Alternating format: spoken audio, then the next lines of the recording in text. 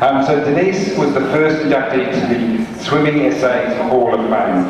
She was a bronze and gold medalist in the 1950 Commonwealth Games in Auckland. In 1952, at the age of 18, that can't be right, it must be 1972, but anyway, we'll talk about that another time, Denise became the first South Australian to represent South Australia at the Olympic Games held in Helsinki. Part 2, which is pronounced, I should have checked this, Pardipardinyilla. Pardipardinyilla Park, the site of Adelaide Aquatic Centre, has also been named Denise Norton Park in honour of her achievements. Her daughter, Ingrid Wangel, speaks on behalf of her mother, Denise.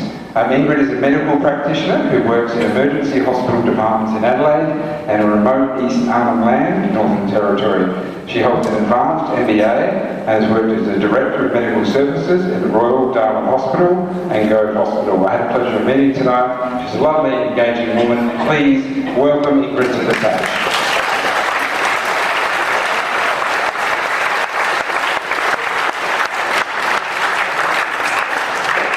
Thanks, Mum. Thanks, Mum.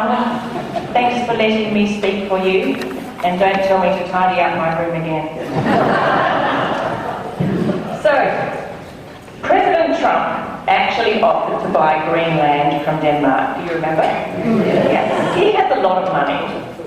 Denmark flatly declined the bid, calling it absurd. The Adelaide Football Club wants to build their private administrative headquarters in Adelaide's National Heritage Greenland parklands on the public aquatic centre site in Denise Norton Park. The National AFL reported a consolidated revenue of $778 million last year. They have a lot of money.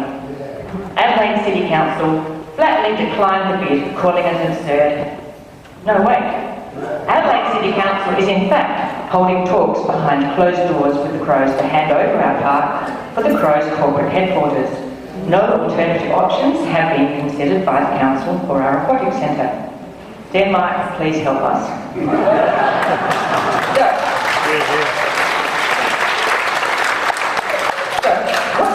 What's going on here?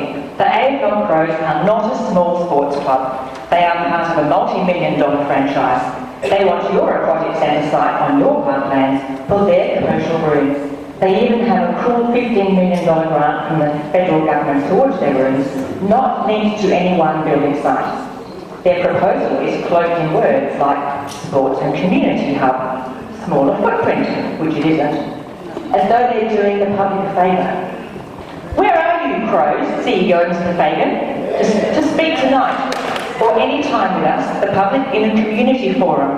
You and your representatives were invited here, but you declined. You said today on TV that this was just a PR exercise. Are you just concerned about your own PR? Mr. I don't mean that in a medical sense.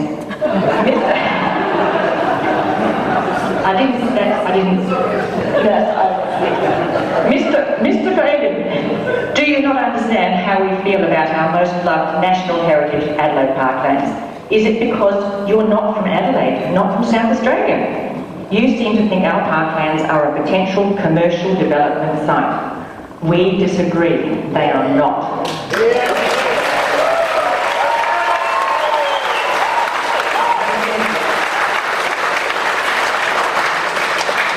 I love being here.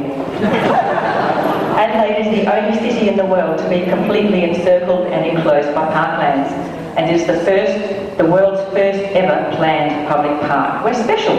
Established 20 years before New York Central Park, embracing the city of Adelaide, protecting it like a loving parent. Home to native flora and fauna, protecting us by cleaning the air of fossil fuels, by providing a peaceful, cool city perimeter during heat waves. Mr Fagan, we don't need you standing with a lump of coal in your hand telling us you're going to activate the parklands, activate O'Connell Street, save the council money. The designated role of Adelaide City Council for almost 200 years has been to protect the Adelaide parklands from commercial grabs. Don't be the team to drop the ball now, councillors.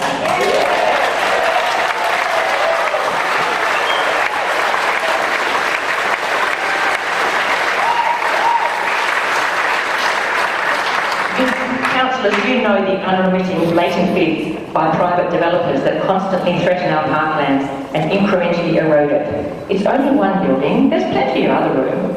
And with new planning codes from state government in draft, developers will be expecting a loosening of the rules. This feels to many of us like a coordinated carve-up of our heritage. Do you remember the former public South Australian Lawn Tennis Club Memorial Drive?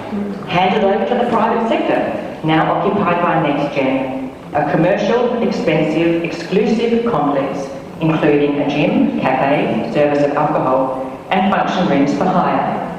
Open to the public? No. Members only, if you have enough money to join up. My mother, Denise Norton, was born in Adelaide. I was born in Adelaide. My children were born here. I also lived overseas. I've seen how other countries protect their parks and their heritage sites.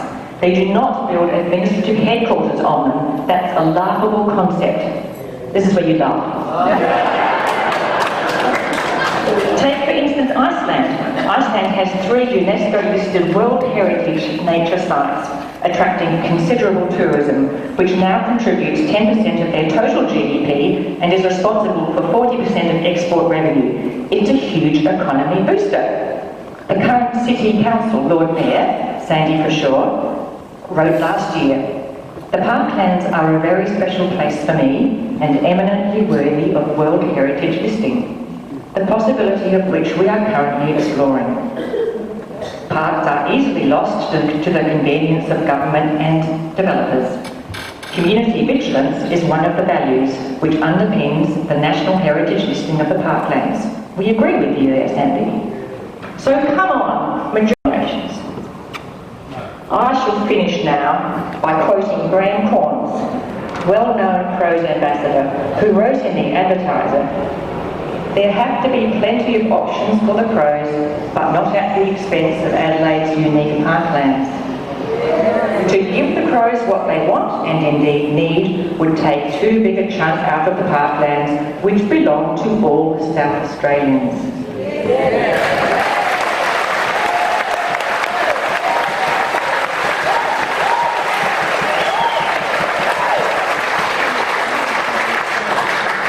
Green, open, public, National Heritage Adelaide Parklands. Stand with Denise.